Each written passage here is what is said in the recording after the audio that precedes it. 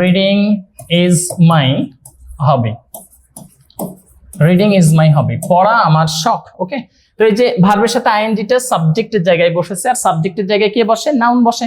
তো ভার্বের সাথে আইএনজি সাবজেক্টের জায়গায় বসেছে, নাউনের জায়গায় এটা আপনি চোখ বুঝে এটাকে জিরান্ড বলবেন, আপনি চোখ বুঝে এটাকে নাউন বলবেন, নো প্রবলেম হিয়ার। ঠিক আছে, আচ্ছা, এবং এটাকে আপনি ইট দিয়ে রিপ্লেস করতে পারবেন। দেখেন ইট দিয়ে রিপ্লেস করতে পারছেন আপনি, এটা নাউনের জায়গা। এবং রিডিং, পড়া আমার শখ, এটা একটা কাজের স্থির অবস্থা বোঝাচ্ছে। এখানে কোনোভাবে এটা চলমান, চলছিল, চলছে, চলবে এমনটা বোঝাচ্ছে না, একদম স্থির অবস্থা।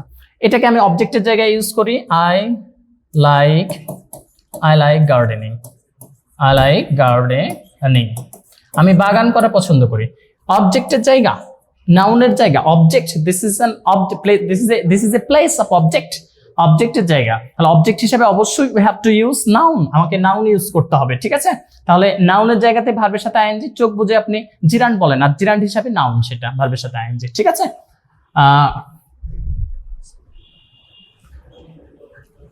আর আরো অনেকগুলো নাউনের জায়গা আছে, সেটা আমরা যখন নাউন আলোচনা করেছিলাম প্রিভিয়াস ক্লাসে, সেখানে আছে, আপনারা সেখানে দেখে নেবেন। ওই জায়গাগুলোতে ভার্বের সাথে আইএনজি, জিরান্ড, আপনি নাউন বলবেন।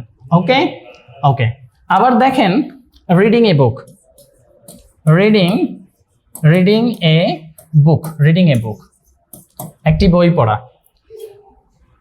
Is very helpful. Reading a book is very helpful, খুবই সহায়ক। বই পড়া খুবই সহায়ক। ঠিক আছে, তাহলে রিডিং, আপনি ভার্বের অবজেক্টটা যেভাবে বের করেছেন কি বা কাকে দিয়ে প্রশ্ন করে, এখানেও ঠিক সেভাবে বের করতে পারবেন। কি পড়া? বই পড়া, সো এটা অবজেক্ট, জিরান্ডের অবজেক্ট। পার্টিসিপলে, প্রেজেন্ট পার্টিসিপলে কখনো অবজেক্ট হয় না। আবার আমরা বলতে পারি reading carefully is necessary, okay,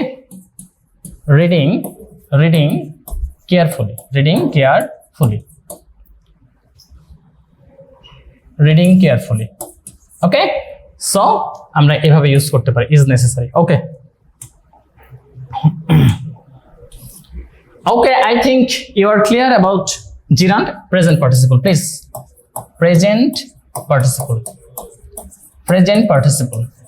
ওকে, এটা আমরা আবার ক্লিয়ার হব, আবার পরে আলোচনা করব। প্রাসঙ্গিকতার খাতিরে চলে আসছে, আমরা আলোচনা করছি, পরে আবার আলোচনা করব ডিটেইলস। ওকে, প্রেজেন্ট পার্টিসিপলটা কি? ভার্বের সাথে আইএনজি প্লাস অ্যাডজেক্টিভের কাজ করে, ভার্বের সাথে ING is equal to adjective হিসাবে কাজ করে। ঠিক আছে, ভার্বের সাথে আইএনজি যখন অ্যাডজেক্টিভের কাজ করবে তখন তাকে প্রেজেন্ট পার্টিসিপল বলবো। কিন্তু শুধু এই কথাটা বললেই আপনারা ক্লিয়ার হবেন না, এই কথাটা বললেও আপনাদের মধ্যে অনেক দ্বিধা, অনেক হেজিটেশন থেকে যাবে। চলেন আমরা হেজিটেশন গুলো ক্লিয়ার করি। ওকে, তো ভার্বের সাথে আইএনজি অ্যাডজেক্টিভ হিসেবে কাজ করতে হবে, তখন তাকে প্রেজেন্ট পার্টিসিপল বলবো, এটা একটা শর্ত। আমাদের আগে কন্ডিশন গুলো বুঝতে হবে, সেন্স গুলো বুঝতে হবে, ইউজ বুঝতে হবে, তবে আমরা ফাংশনটা ক্লিয়ার হয়ে যাব। ভার্বের সাথে আইএনজি, এটি কাজের একটি চলমান অবস্থা হবে, এটি কাজের চলমান, এটা মেনটেন করবেন, এটি কাজের চলমান অবস্থা। হ্যাঁ, ওখানে জিরান্ড কাজের স্থির অবস্থা, এখানে চলমান অবস্থা, এটা মেনটেন করবেন। ঠিক আছে, আচ্ছা, এবার কিভাবে ইউজ হয়? তাহলে ভার্বের সাথে আইএনজি অ্যাডজেক্টিভের মতো কাজ করবে, অ্যাডজেক্টিভ এর স্থানে, অ্যাডজেক্টিভের স্থানে বসবে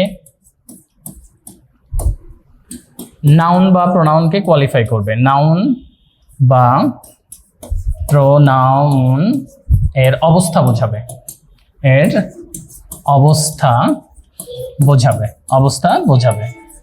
অবস্থা বোঝাবে। প্রেজেন্ট পার্টিসিপল এর রিপ্লেসমেন্ট ইট হবে না, এটা অবজেক্ট গ্রহণ করে না। ঠিক আছে, তাহলে এই কন্ডিশনগুলো মেনটেন করা হচ্ছে প্রেজেন্ট পার্টিসিপল। ভার্বের সাথে আইএনজি অ্যাডজেক্টিভের কাজ, এটি কাজের একটা চলমান অবস্থা, অ্যাডজেক্টিভের স্থানে বসবে নাউন এবং প্রোনাউনের অবস্থা। এই চারটা বিষয় আপনারা নোট করেন প্লিজ। আমি যখন উদাহরণ দিব তখন এই চারটা মিলাবেন যে মিলতেছে কিনা।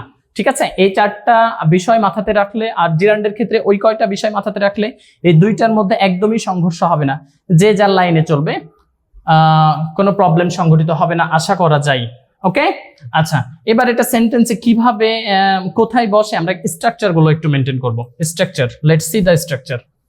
হ্যাঁ, ভার্বের সাথে আইএনজি প্লাস নাউন বা নাউন ফ্রেজ হবে, বা নাউন ফ্রেজ এই স্ট্রাকচারে থাকবে।